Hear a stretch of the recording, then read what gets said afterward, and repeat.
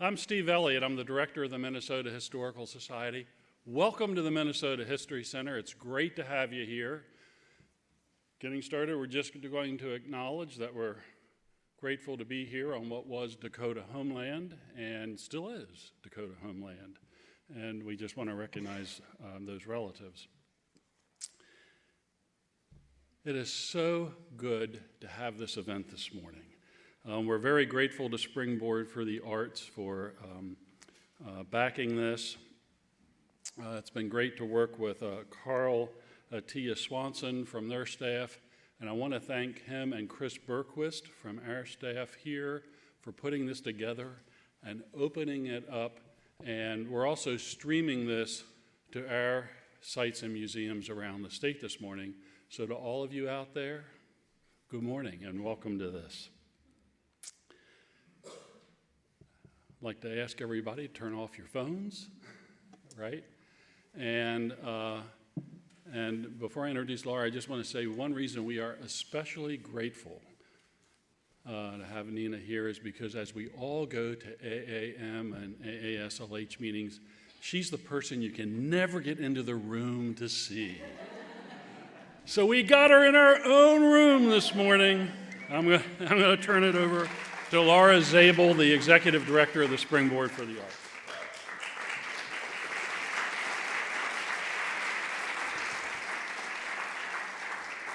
Hi, everybody. I am just thrilled to be here today. Thanks so much to the Historical Society for hosting us here in this beautiful space, their wonderful hospitality. I'm Laura Zabel. I'm the Executive Director of Springboard for the Arts. For those of you who might not know, Springboard is based here in Minnesota, and our mission is all about building reciprocal relationships between artists and communities, so supporting individual artists and their ability to make a living and a life, and supporting communities' ability to tap into the power that artists can provide and can bring. And I'm just thrilled and honored to be here this morning, and so grateful to the Bush Foundation for supporting our work and helping to support this morning and this wonderful convening, and anxious for you guys to all get to hear from Nina. One of the first things that we did when I started at Springboard and things were not great was have a lot of conversations about value and how we could be valuable. And that was sort of a mantra for us, just be valuable. Instead of trying to talk about our value or figure out how to frame it, just go and be valuable.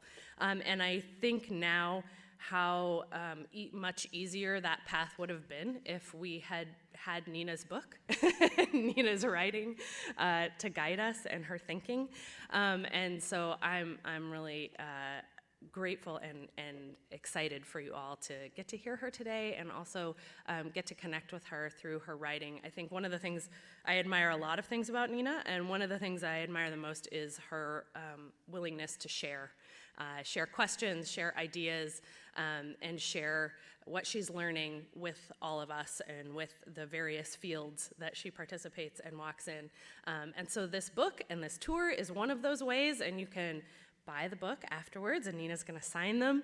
And another really wonderful way to connect with her thinking and her questions and participate in conversations is through her wonderful blog, which is Museum 2.0, right? If you just Google that, you'll find, I'm sure you all know, right? But in case you don't, that's a really wonderful place that really fosters conversation about museums, but across, I would say, a whole spectrum of cultural activity and nonprofits, all of the ways that we intersect with our community, and a lot of really wonderful people participate there and ask questions and share their wisdom as well. And so, in that spirit of sharing, I am really excited to share with you a great thinker, a wonderful person, and someone I'm really proud to call a friend, Nina Simon.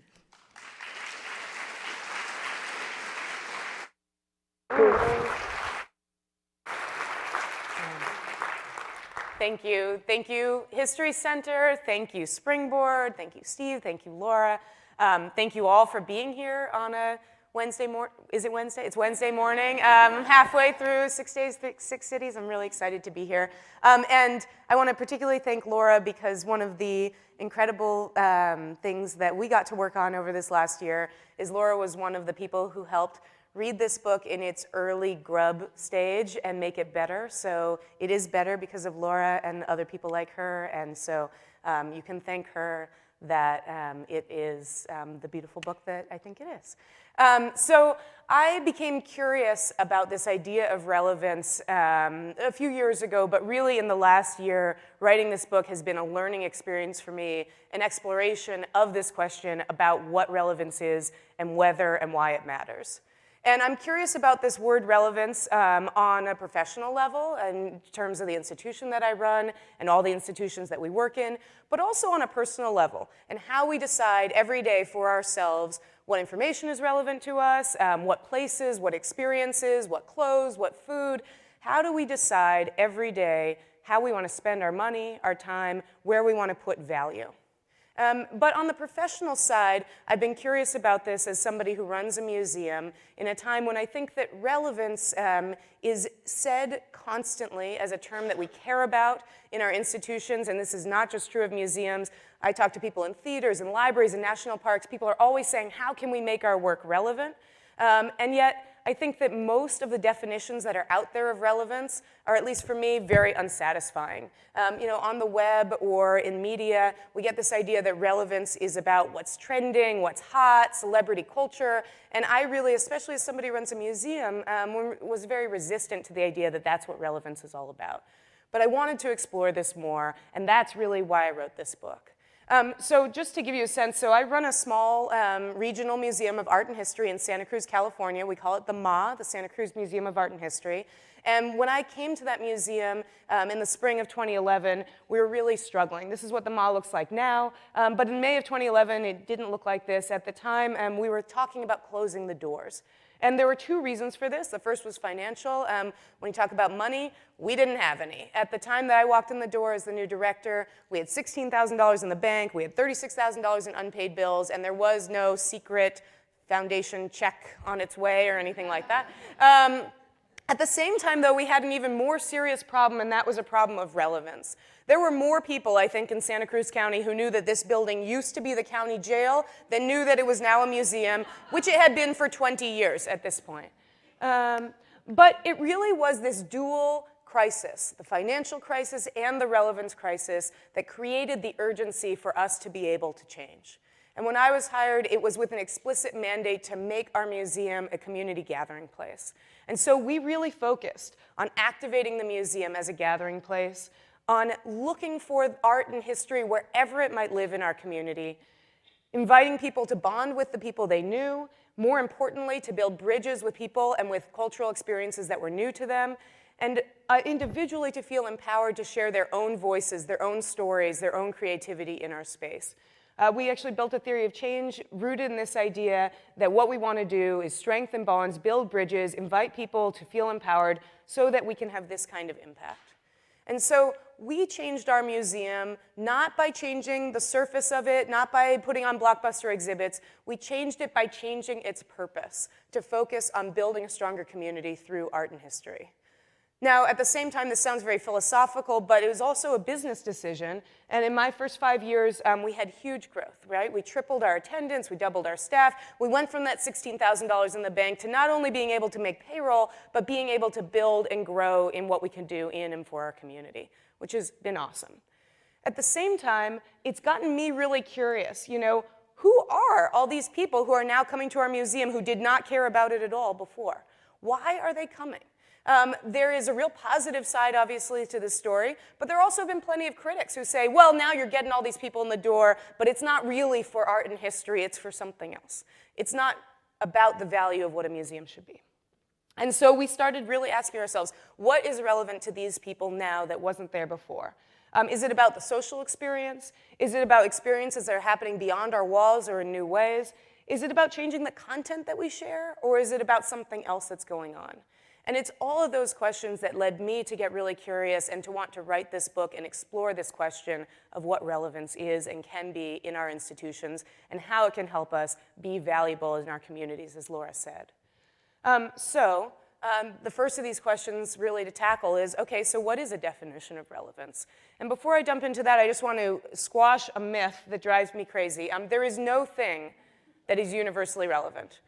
Not Beyonce, not the Super Bowl, and certainly not art or history or science or any of those things that we really care a lot about probably in this room.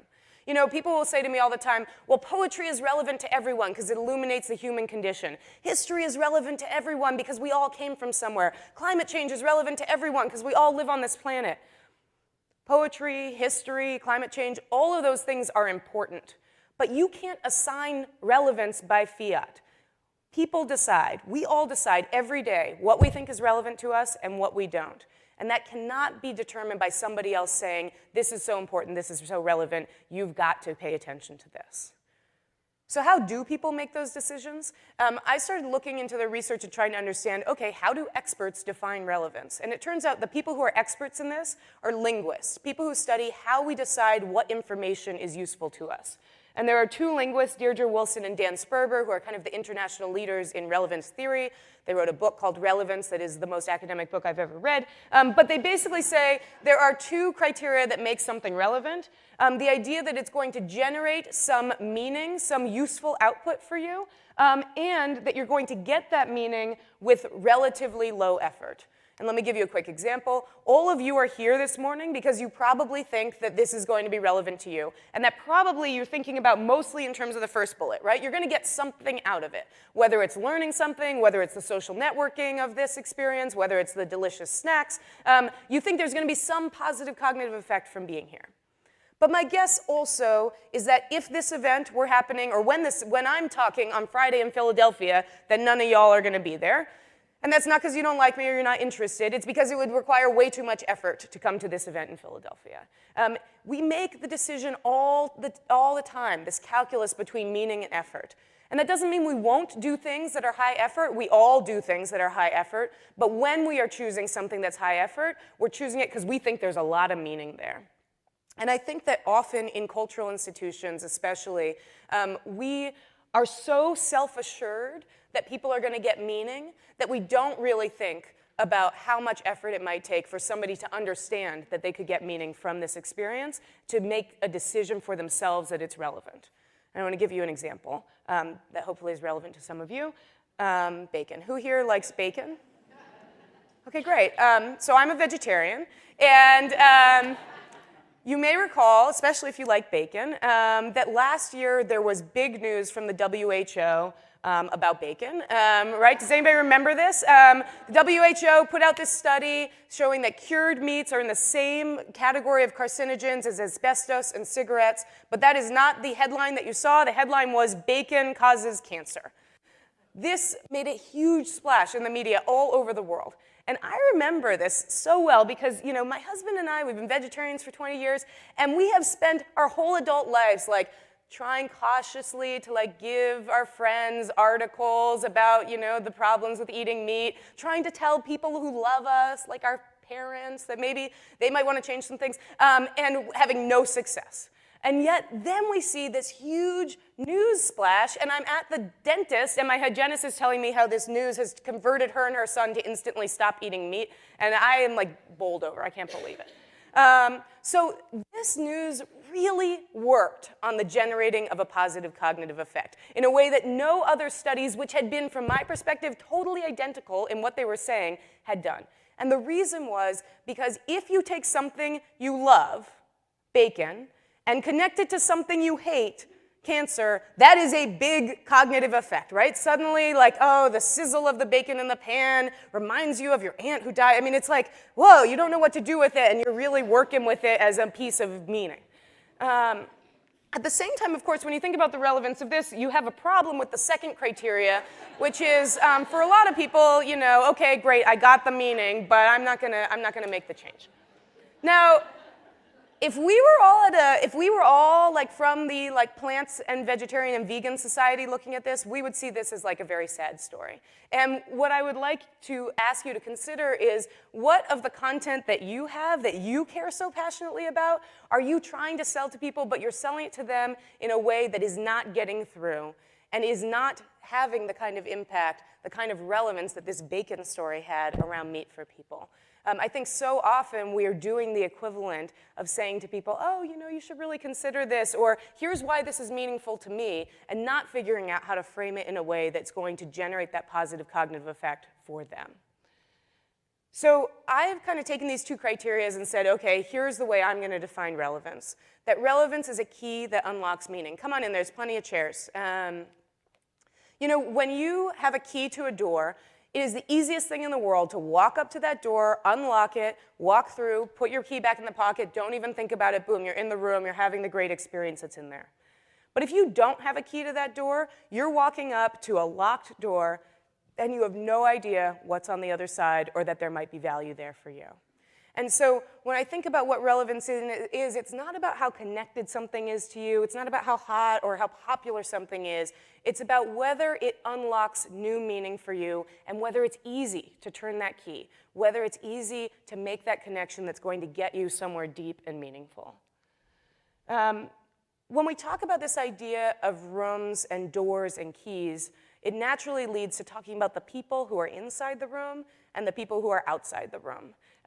Every room has insiders and outsiders, and one I've been thinking about a lot recently is about voting. How many people in here think that they're going to vote in November? Awesome. Okay, so in this room, right, voting feels like a pretty relevant thing to do, right? You have that key. You know, you believe it's going to generate meaning for you, that your vote matters, that it's an important way to participate in democracy, that it's an important way to be part of your community, whatever that is, and the effort required to vote is manageable for you. You know how to do it, you know where to go, you know where to send your thing, you know how to register, you're going to do it. And in all this conversation about undecided voters, I think what's often lost is the memory that actually the bigger issue in our country is how many people there are who are eligible who don't vote at all, right? 40% of Americans don't vote. Why is that? It's not because they're stupid or because they're disinterested in what happens in our communities. It's because for them, I really believe, voting does not feel relevant. We obviously hear a lot about the effort side of this, people who are systematically disenfranchised, who have those doors slammed in their faces, people who can't figure out, or it's been difficult for them to figure out how to register, where to go, can I be in that line, all those kinds of things. But I think there also are a lot of people who don't vote because of the first reason. They don't think it's going to generate meaning for them. You know, I have friends who believe that my vote doesn't matter, you know, these people don't speak to my interests, this is not the way that I'm going to participate in making my world a better place, I'm not going to do it. So how do we change this kind of thing? That's the question that Yossi Sargent was dealing with in 2007 when he was a young marketer who joined the Obama campaign. Yossi had been working for Scion, selling cars, and he got so turned on by Barack Obama's message that he said, I'm going to quit and I'm going to work for the campaign. And the instant he came in, his supervisor said to him, the way we are going to win in this election is if we can turn people out to vote who have not historically voted. Young people, urban people, people of color. And Yossi was like, great, sign me up, I'm in, I'm ready, where do I start? And his bosses said to him, I want you to go and get an endorsement from the Fresno Bee. And he looked at his bosses in disbelief. Because Yossi may not have known a lot about presidential politics, but he knew that if they were going to try and make voting relevant to this group for whom it had not been relevant in the past, an endorsement from a small paper was not going to do it. And so he said to them, you know what, I have a different idea. And he called up his friend, the artist Shepard Fairey, and he said, hey, you know, I really support this guy, Barack Obama. I know you do too. Is there something we could do together? And Shepard called him back and said, what if I made a poster? And you know, that's where the Manifest Hope poster and campaign was born. And a lot of us now think about this campaign just in terms of this poster, but it was actually much bigger than this poster. Yossi recruited hundreds and hundreds of artists, performers, activists of the street to get involved in this idea of manifesting hope. They created huge exhibitions, they had amazing concerts, and young people and urban people and people of color came and they participated and they made the connection. They got the key to a door that worked for them to see, aha, voting and participating in this election speaks to my values, it speaks to something that generates meaning for me, I'm gonna do it, and they did. Now, regardless of how you feel about Barack Obama, anybody looks back at this campaign and what happened as a big success. But I want to, for a moment, put yourself in the shoes of Yossi Sargent's bosses when he came to them and said, yeah, I'd like $50,000 to rent a warehouse to do an exhibition. Yep, I need Tribe Called Quest. You know, when he started saying these things to them that were totally outside of how they had traditionally thought turning out the vote worked. It is so hard when you are on the inside and you're trying to reach people on the outside to figure out how to do so because we live in this insider mentality. I think we often have this theory that when we're going to invite in more outsiders into what we do, that it's going to look something like this, that we have the insiders we have and we're just going to open the doors wider and those new people will come. This doesn't really work, and it doesn't really work because the core of what you're doing stays in the same place. You still have the same doors to the same people open, and the other people who are outside, they don't see those doors, they don't have those keys, they are not feeling that that's relevant to them. In my experience, what happens more often when you're inviting in outsiders looks more like this. You have what you have, and you go outside in a different direction. You start building new doors to new people. That's what we did at our museum. Now, there is both a safe and a dangerous part of making this kind of change. The safe part is, at least in our case, most of the Purple Circle people stayed. Most of the insiders who had belonged to and loved and supported a sleepy traditional regional museum of art and history love seeing all of the activism and energy and diversity of people inside our doors. Most of those 80-year-olds say to me, I am so thrilled that when I walk into the museum, there are teenagers there. Not as many of them as you might have guessed left. However, here's the scary part. To do this kind of work, you have to totally recenter, reorient yourself towards people who are completely outside of the room that you're currently in. You have to build a door for people who are not talking in your ear, who are not part of what you are doing right now. And I want to give you an example. This is from the second year I was at the MA. We started this program called Popup Museum. A Popup Museum is a museum that you can make for a couple of hours anywhere on any theme. If you want to make your own Popup Museum, it's hosted on Creative Exchange, an amazing website run by Springboard for the Arts. Thank you, Laura and Carl.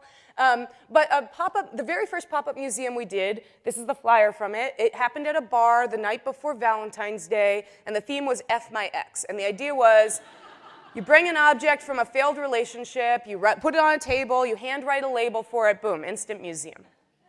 I think you can probably imagine this flyer, us walking up to people on the street with it, and it being a key into a door to a museum that many of these people did not know existed. People who were like, whoa, this looks cool, what the heck is this? I didn't even know we had a museum in this town. I think you can also probably imagine some of the insider response to this poster. And if there are any marketers in this room, I will say I did learn from this that putting the letter F alone on a poster is just a bad idea.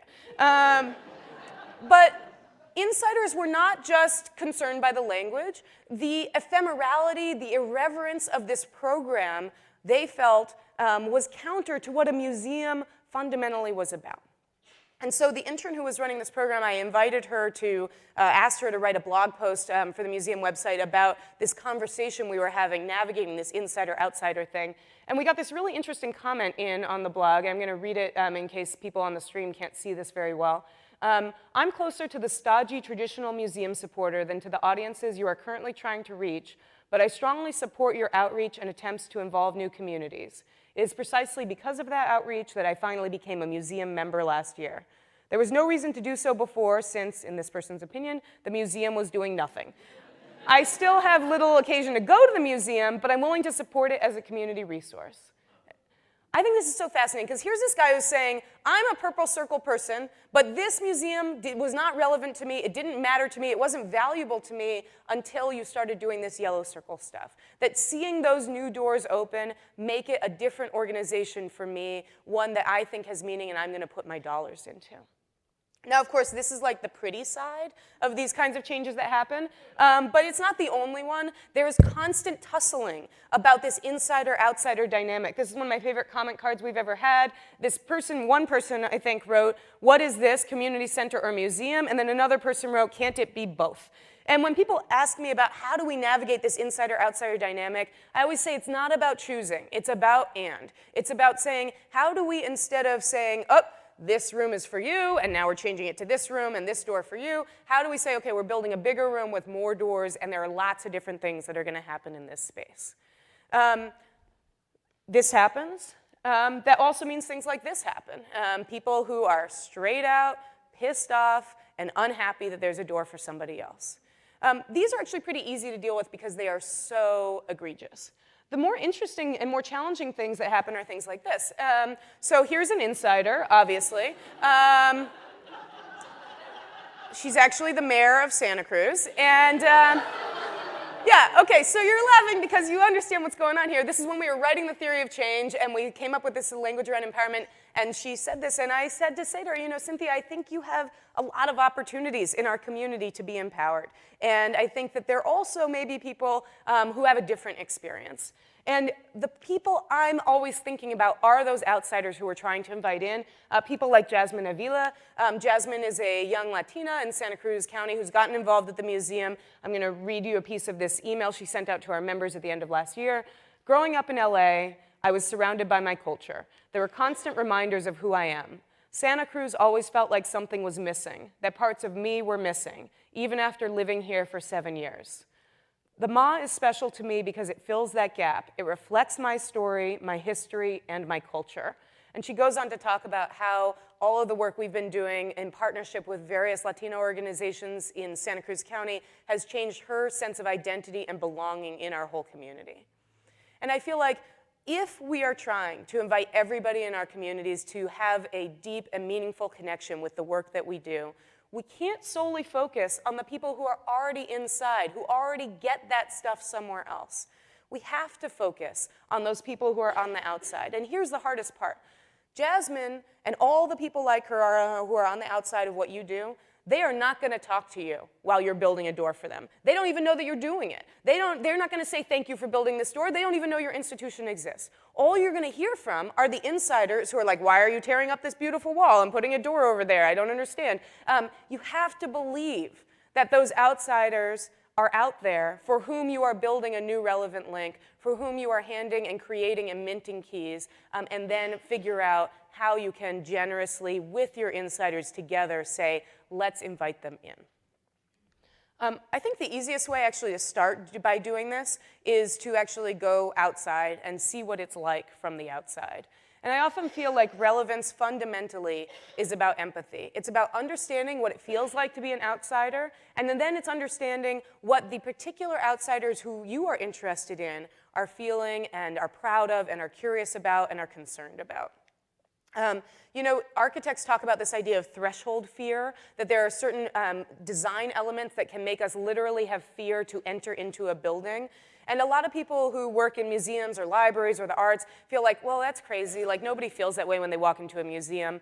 Of course they do, right? And if you don't believe that, spend time in your city walking into buildings that you feel uncomfortable in. Walk into a bank, or walk into a tattoo parlor, or some really aggro gym, or a nail salon, or whatever it's going to be for you that's going to feel uncomfortable. And see when you walk in, what's making me get my hackles up? Is it the music? Is it the lighting? Is it the other people who are in there? What am I sensing that's making me feel like an outsider in this space? And then you have to believe, you have to step back and say, okay, there are some people who feel that way walking into my space. There are some people who see that cop in the lobby and don't feel comfortable. There are some people who see that big sign that says, welcome, come on in, and feel exposed. There are going to be a million different ways that outsiders are seeing what you're doing as closed doors and as keep out signs instead of as welcome in signs. And it doesn't just start with this personal, or it starts maybe with this personal process around empathy, but the obvious next step is that you have to actually spend time with people who are outsiders and hopefully invite them in to be the bridge and to be connectors for you to be part of that community. That can happen through hiring, which is awesome. It can happen through working with partners or advisors or being out in the community and networking. But outsiders bring a perspective that you just can't have as an insider. Here's one of the outsiders who is one of my heroes. This is Betty Reed Soskin. So people know who she is. Awesome. She's been in the news this week because she just turned 95. Why do we care that the lady turned 95? Because Betty is the oldest park ranger in the National Park Service. She's in California, in Richmond, California, at the shipyards at the Rosie the Riveter World War II Homefront Museum and historic site. And Betty did not join the Park Service until she was in her early 80s. And let me just say, she's a totally fascinating person. You should learn a ton more about her than what you're going to hear right now or read in my book, but a real hero. So in her 80s, she was invited to be part of a planning committee for this new national park in the place where she lived. And she got involved in that process, she got curious about that process, and because she had personal history at that historic site, having worked in the segregated shipyards of Richmond during World War II, she put on the uniform after being on that planning committee and became an interpreter at this park. And Betty doesn't just wear her uniform when she's at work at the park, she likes to wear her uniform around town. And she always says, you know, when I am walking through the streets of Richmond and Oakland in my uniform, I am announcing to young people of color a career path and an opportunity that they may not have known existed, and I didn't know existed until I was in my 80s, and Lord knows I want them to figure it out before they get as old as I had to do. So for Betty, her uniform is a key. It's her inviting people into a door. But now I want to introduce you to a different hero of mine in the National Park Service. This is Cam Juarez. Cam was recently hired by the Park Service as its first ever community organizer. And he works in Tucson at Saguaro National Park. And he said, you know, my people, Latinos living on the border down in Arizona, we see a uniform like this, it does not look like an open door for us. And he's really done a lot of work in Arizona to say, how do we invite people in and not be so proud of insider things like our uniforms, which may be big keep out signs to other people? And I bring up both Betty and Cam because in every community, it's different. In every community who you want to work with, the questions about what feels welcoming, what feels unwelcoming are different, and you need to really identify and work with who you care about to figure out what's going to work and be relevant for them. And then here's the hardest part. Once you learn that, you have to decide, are we ready to change? Are we ready to take off the flat hats we've been proud of for so long if we really want to invite those people to come in? And in the book, you know, one of the things I was most excited to do was to talk to people from all kinds of institutions around the world who are making that hard decision. Okay, I've learned what's valuable to an outsider. Am I going to change what we do and what we're proud of to invite those people in to build that door? And I want to share one example of an institution that's done that in a really powerful way.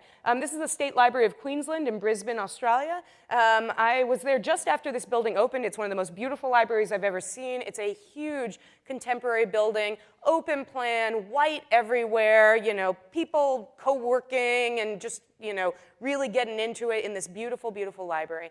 And when they opened, they said, you know, we want to be a library for everybody in this state, and we want to create an Aboriginal learning center within this library to really support the way that Native people in our community are sharing, receiving, and transmitting knowledge. So I was lucky enough to be there for this design charrette that they did with architects, librarians, designers, and Aboriginal elders and leaders talking about what this Kuruldagan, this knowledge center, would be. And the first thing that the elders said was, well, you know, the way we share knowledge is not really totally rooted in books. It is rooted in intergenerational experiences. There has to be music, there has to be dance, there has to be color. It has to feel like a place where there's life and vitality and energy because that's how we transmit and share our knowledge. Librarians, you could see them processing this in this beautiful white contemporary space they had just built. And then the elders said, you know, and the most important way that we share knowledge is outside around a fire.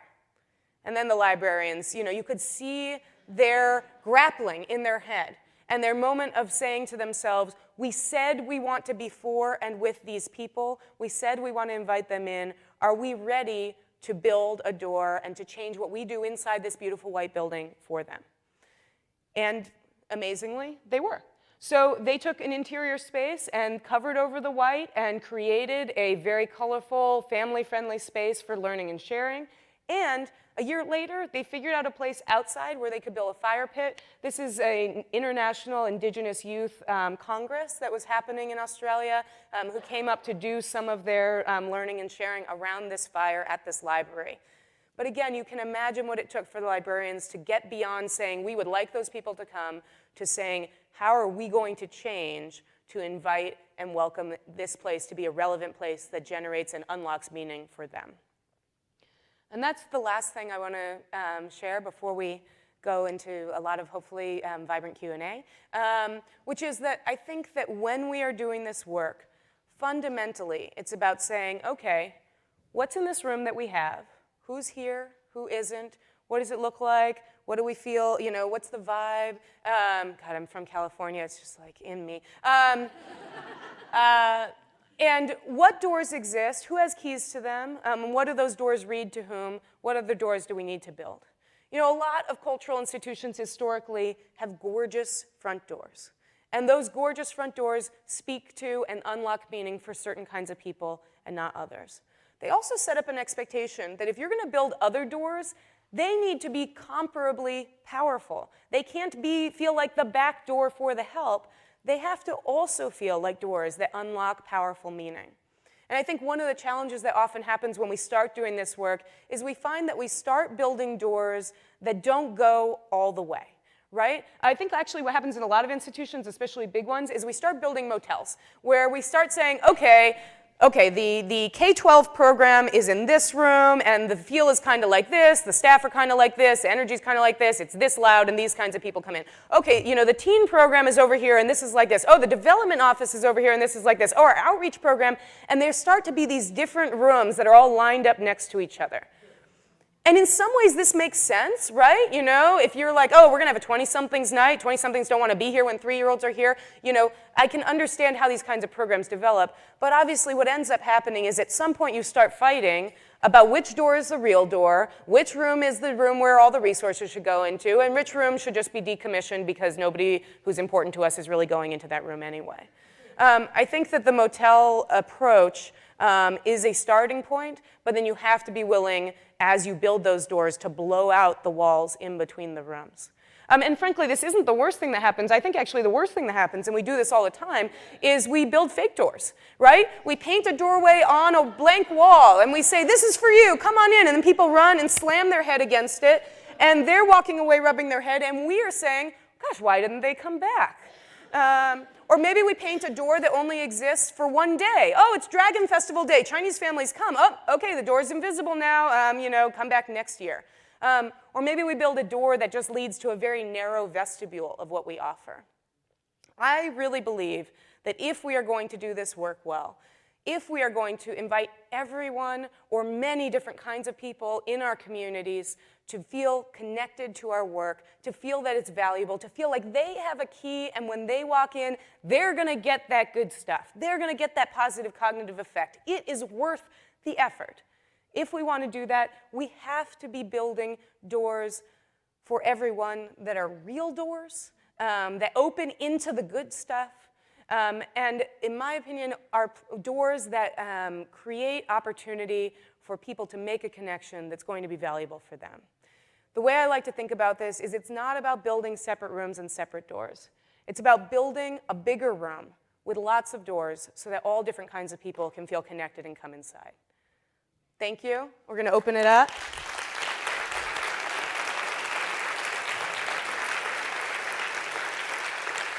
Oh, wait. Ryan, can you stay for 1 second? I just wanted us to appreciate Ryan and what's your name? Roberta, who are doing the interpretation today. Thank you. And Chris has a mic. I have the mic. She has the mic. Okay. It's working. Yeah, Great. there we go. Okay. Okay. Question. Great. And we have 20 minutes for questions, so we have lots of time. Okay. Oh, good. Chris, you're going to get a great stairs workout. Yeah. I see that. Okay. And please, if you could say your name and where you're from, that would be great. My name is Aaliyah Vinnick, and I work here at the Minnesota History Center. Thank you. That was a really great presentation. And the thing that I kept thinking about was that offsite programming you were doing. So I loved that comment that you had from an attendee of the Popup Museum. But I'm really curious how frequent you get comments like that, because when I do offsite programming, I don't see a big return to our museum, and I don't see a lot of investment in membership. And it makes it hard for me to make the case for that. So can you talk a little bit more about how you cement the connection back to your museum? Yeah, thank you for asking that. We also struggle with that question, and we've been talking a lot about how can outreach not feel like, well, they're not even like hotel rooms, they're like outposts, somewhere else. And that, I think that can be really difficult, because one of the reasons we often do what we call outreach programming is to embed ourselves and be connected in communities who may not choose to come to our space for whatever reason. And I think we have to value that as well. And we actually had somebody recently challenge us and say, why do you care so much about the conversion to on-site if you're intentionally going places where you think that it's too high effort basically to come to your place? So I think part of it's about saying, okay, who are we trying to engage, and where are we going to connect with them, and is it about connecting with them and it ultimately converting to on-site or not? So I think, we have to be honest about, like, is conversion the primary goal, and if so, where would you go differently, or what would you do differently to make that happen? I think that one of the things, though, that we've also tried to really do is shift from this idea of outreach to this idea that's really about networked partnerships throughout the county. And I actually think a guy like that person who made that comment, I don't even know if he went to a pop-up museum or not, but I know that he obviously understands from our communication and from what we do that we are an institution that is out in and connected with our community a lot, and he sees value in that. So I almost feel like if you are marketing and inviting people to outreach programming and only talking about it in the context of those single programs, that does not have as much, certainly, fundraising power as if you're able to say, we are an institution that has a home base that is a center of a web of connections that span throughout our whole county or throughout our whole community or whatever that might be. And so we really emphasize our partners. We're actually unusually comfortable, like in our weekly newsletter, promoting events that we are not running, but that we are supporting in some way throughout the county. That may mean we're going to have something like a booth there. It may not. It may be just like, hey, the Watsonville Film Festival, they're a fabulous partner of ours. Go see amazing films made by Indigenous people from our community at this film festival next weekend. And so I think that we have kind of shifted our value to being less about it all happens here and more about we're helping catalyze things throughout our county, and people see value there. So I think that getting away from that idea that outreach is a program that exists solely in its own room, to say, okay, who else cares about those constituencies? Who wants to be involved in that? How do we draw that connection to that bigger room of our whole institution? Certainly at a place like MNHS, where you guys have a whole state, right, that you're serving. I think thinking about what's that whole state story or that whole state or whole community story, I think is an important part of it. Yeah. Hi, my name is Tori Peterson, and I'm from the Purpose Center for Arts Education. I'm a theater educator. Awesome. And one of the things you talk about in your book that really intrigues me is the idea of dumbing down. Sure. And as an educator, it seems that many of my colleagues and myself always jump to that idea of dumbing down. We have to take what's really rigorous out of our curriculum in order to make this a path of least resistance for these kids, so that they find some kind of cognitive connection to our curriculum and stuff. And I'm just wondering if you can talk a little bit more about that. Yeah. Well, one thing I'll say just from a framing perspective is we always say it's not dumbing down, it's opening up. And that why are you putting a value judgment on the fact that I'm interpreting something differently in this context than I'm in that context?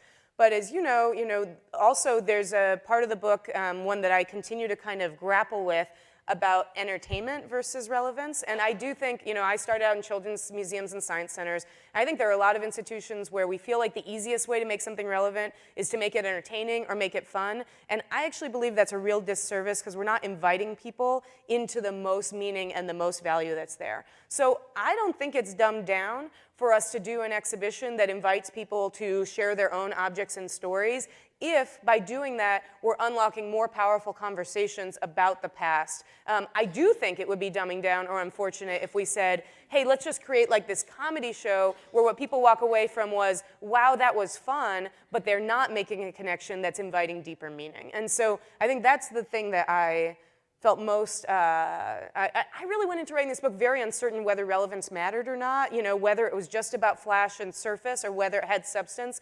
And for me, shifting to this thinking about how do we unlock meaning? How do we unlock meaning? And being really open about the different ways we might do that got me to a much more comfortable place about the power of relevance and also not worrying about these value judgments about dumbing down or whatever it might be, but worrying and really worrying about, are we inviting people into meaning? Are we inviting them deeper into the room? Or did we give them a fun experience at the doorway and then we're sending them back out without making a deeper connection with history or art or science or with each other?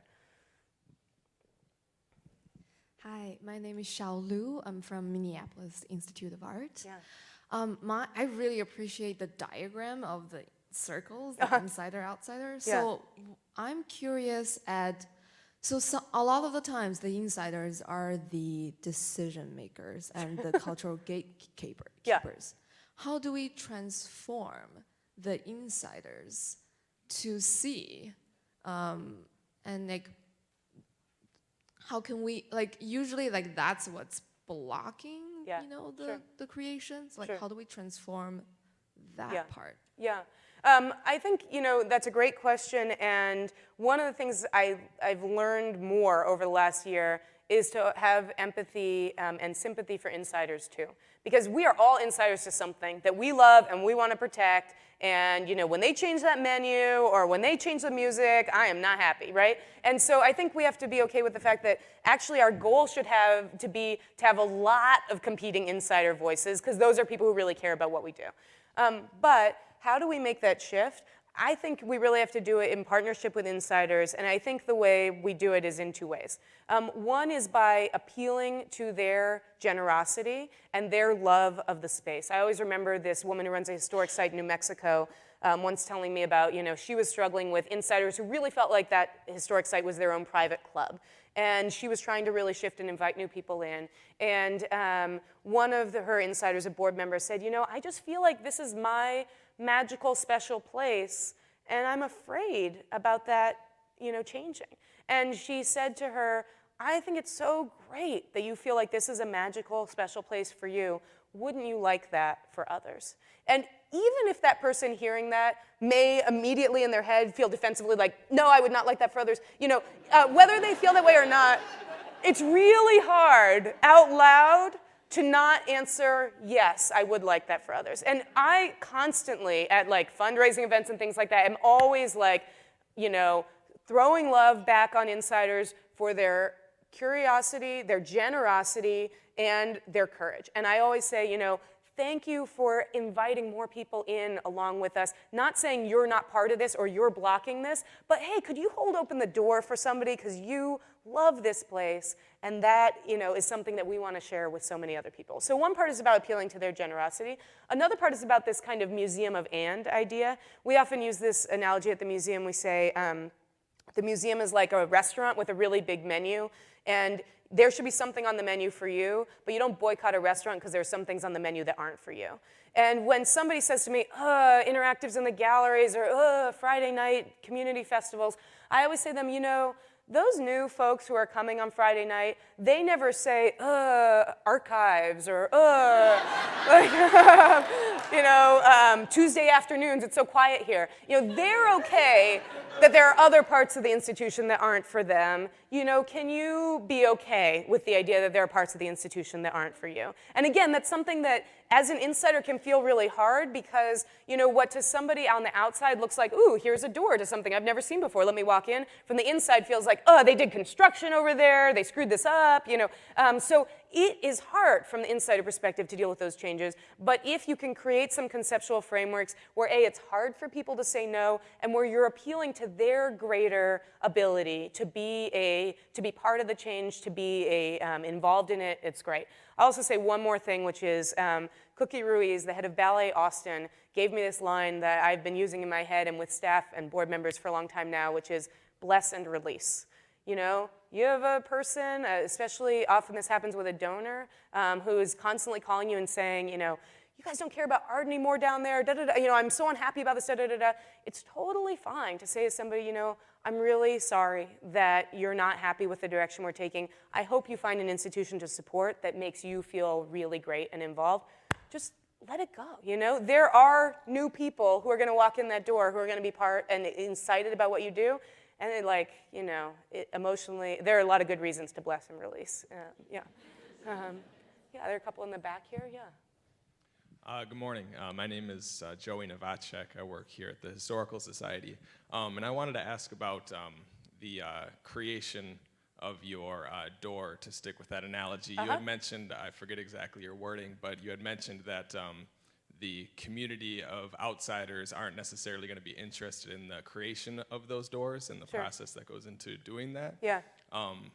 But I guess it makes me think, and maybe somebody here at the Historical Society can remind me of the woman's name who came here to spoke from the Liverpool museums. Carol Rogers, thank you. So she spoke about how they created new visitors by working with outside institutions that work directly in neighborhoods that they're trying to get more people from. Yeah. And so working with those organizations to create those doors. So I guess I would wonder what your thoughts are on like creation of doors and whether or not there's room for collaboration in outside communities. Absolutely, and actually we, the thing that's kind of not apparent here is the biggest shift actually in how our institution works is that it's entirely collaborative. So in a town of 65,000 people, we have 60,000 visits a year, 92% of which are local, but we also have 2,500 collaborators we work with a year. And we're a staff of 17, but we started working with a couple thousand collaborators a year when we were a staff of about 9, because we feel like working with those partners is the only way to amplify and make all the programming we want to see happen. So we really work with our partners, both informally and formally as advisors, but also they are often the best people to open the door to other people in their community. So, for example, we work with this great group called Senderos, which is an Oaxacan dance group. When they are involved in an event, they're going to bring their community because people know who they are and they're cool coming to a new place and seeing what it's like. The same is true when we work with like the radical knitters and all that kind of thing. You know, so for every, and I guess that's another thing for us is that we try and really specifically define different communities of interest for us, and we don't think of like, oh, everybody on the outside is the same, or necessarily even think about them demographically, but we are always looking for who are the trusted people in those communities where if we gave them a key, they're gonna, and if they feel legit and connected in they're getting meaning from what happens in the place, they are going to amplify and invite more people in. When I said that about the people outside won't know that you're building the doors, I'm thinking about it more politically, that like when your institution decides, okay, we want to reach, you know, X people who we have not reached before, those people are not currently probably banging down your door wanting to come in. And so you're generating the demand or the belief that the opportunity exists, and then probably working with people in that community to, you know, vet that and make it happen.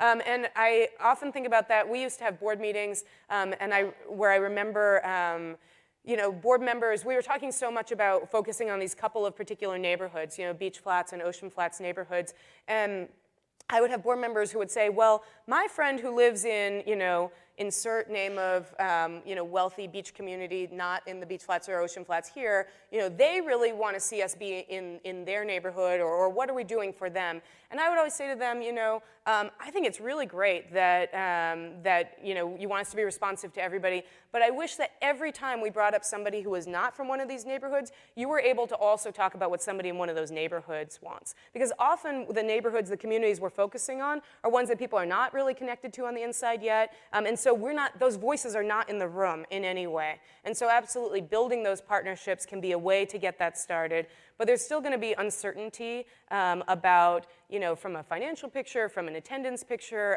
from an engagement picture, until you really have built that partnership and have said, here's the door, what's going to happen? Hope that makes sense. Yeah. Hi, I'm Wendy Jones from the Minnesota Historical Society here, and I love your metaphor about museums as motels.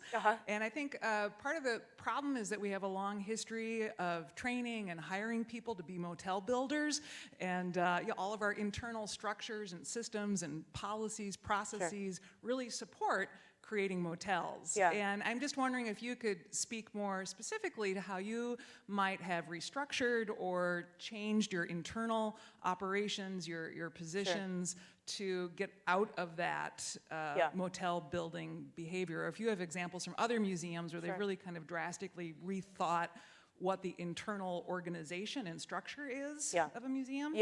I mean, well, let me say that we're only 17 people, so we may be on our way to building a motel and we don't realize it yet. But I do think it's easier when you're small, right? It's easier when there are no doors and walls between the people who work there. But I have seen even big institutions do some of this work, and it seems like the fundamental requirement is having some kind of mission, or in our case, we really use this theory of change, some kind of shared understanding of here is our purpose, and we are relentlessly focused on this purpose. And the big institution actually I think about in this way is the Monterey Bay Aquarium, which is really, their mission is to inspire conservation of the oceans.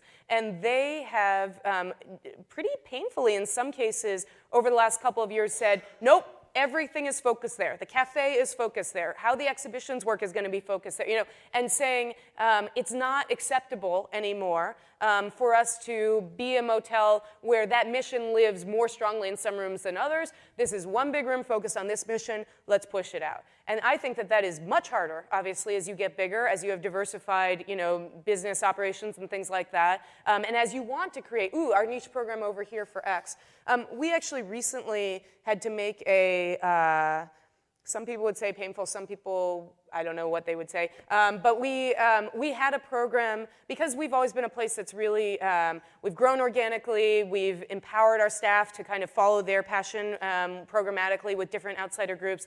We have a really amazing teen program that was kind of becoming its own motel room. And we, even though the program is awesome, we said, we have to change this program to root in our theory of change, or else every year we're going to be having a debate about whether to keep this program or not. And that was wrenching, to take a program that's good, that was successful, and say, we have to change how this works, not because of some problem with the program, but because of a problem of potential segregation of what's happening in that program. And so I can't imagine being the director of an organization with hundreds of people and having to make hundreds of those kinds of decisions the way I have to make with 15 or 17 or 20 people. But I do think it takes those kinds of decisions and that kind of focus to say, we're all in the same room and different doors, but not different rooms. And when walls start to come up, how do we make sure that they don't, ossify into place? Hi, my name is MD Salzburg. I'm a recent museum studies graduate who's currently looking for an institution to be with. So, hey guys. Yeah. How y'all doing?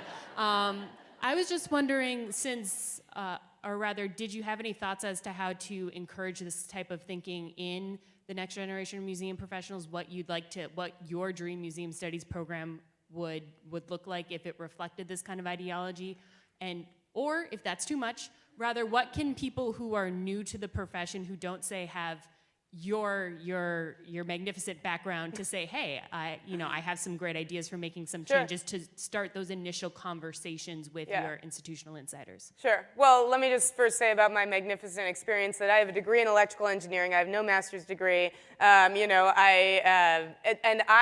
am here on this stage because when I was 24, I started a blog to do exactly that, right? Because I was curious and I said, I have some ideas I want to kind of play out. I like to write. I'm going to do this thing. And it changed my career. No question. So first of all, I think that there are opportunities. We are a field of people who are curious and generous. I think that there are so many generous insiders in the museum field to people coming into the field. And I would say there's a lot of room for more voices, and online can be an amazing place where that can happen, so I would say that.